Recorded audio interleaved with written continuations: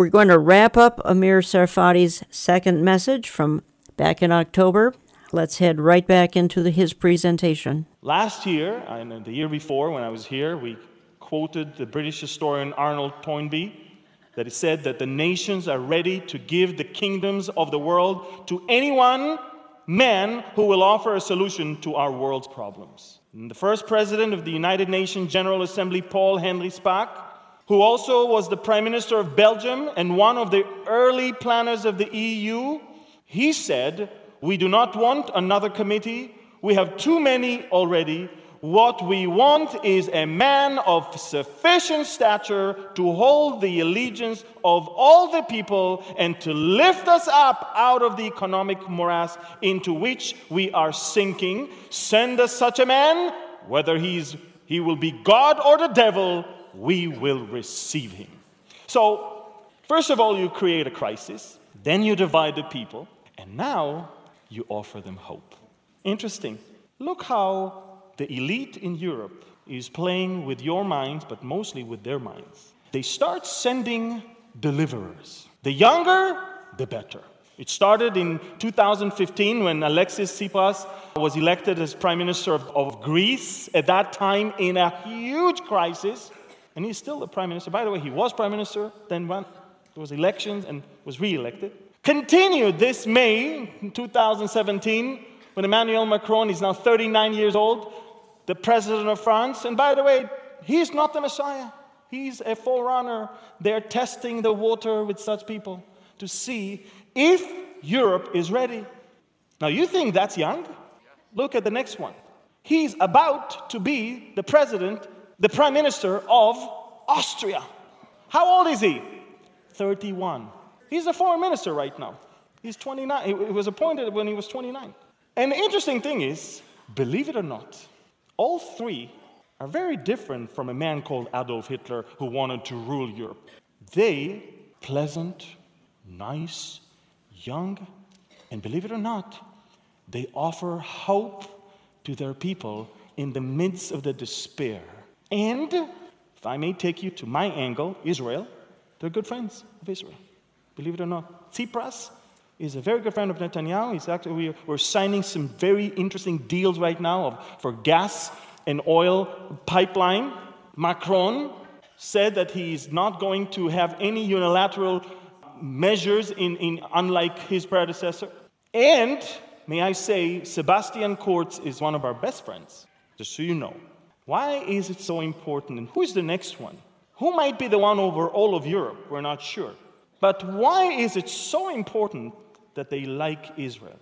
You have to understand something. This is one thing a lot of Bible teachers tend to ignore or overlook. The Antichrist has to be a good friend of Israel, has to serve the interests of the people of Israel and the Jewish people, has to be liked by them to the point of even worshipped by them. You cannot, people tell me, well, it has to be Erdogan. Erdogan is the biggest anti-Semite I've ever seen. Not even a single Israeli would ever think of him as his own Messiah. You have to be someone else.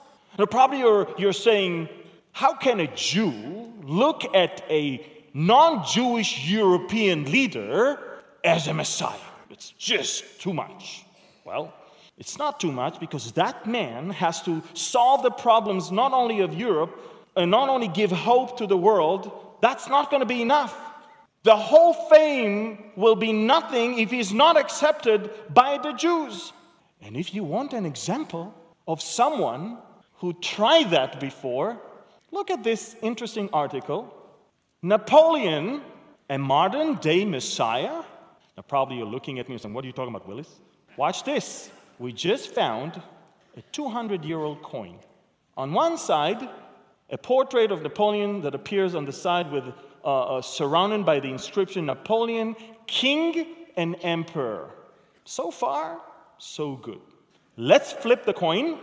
Napoleon is portrayed in imperial dress, granting a kneeling French Jew the tablets of the Ten Commandments. Inscribed under the figure are the phrase, the Grand Sanhedrin, and the date Napoleon announced its convention on May 30th, 1806. The Jews in France had hope in Napoleon to be the one who will deliver them from the hatred that was all over France at that time against the Jews.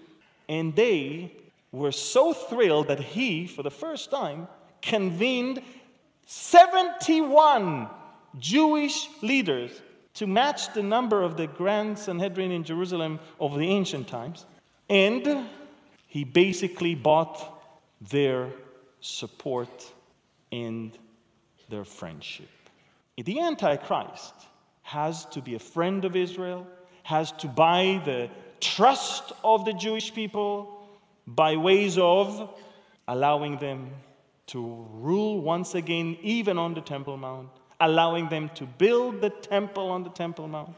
And when the time comes, and by the way, all Jews pray for the coming of the Messiah that will be manifested in the rebuilding of the temple, peace, stability, and prosperity. And for the first 3.5 years, let's face it, it will be good. It will be so good until comes something very interesting. What is it that the Jewish people refuse to accept in Jesus?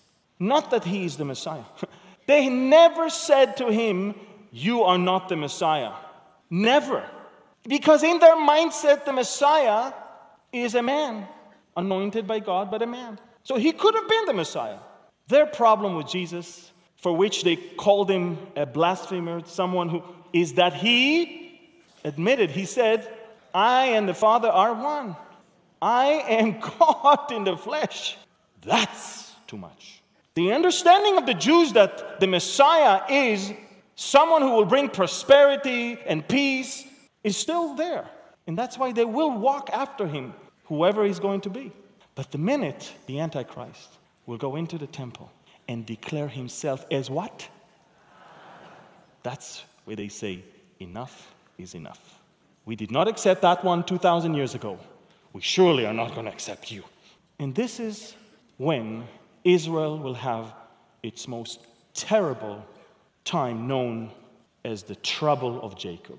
So you see, Europe is definitely ready, closer than ever, to the birth of the one who will have to introduce that peace and prosperity, and who will be greatly embraced by the Jewish people. But as we heard from my friend JD, first, something has to happen. The catalyst has to take place.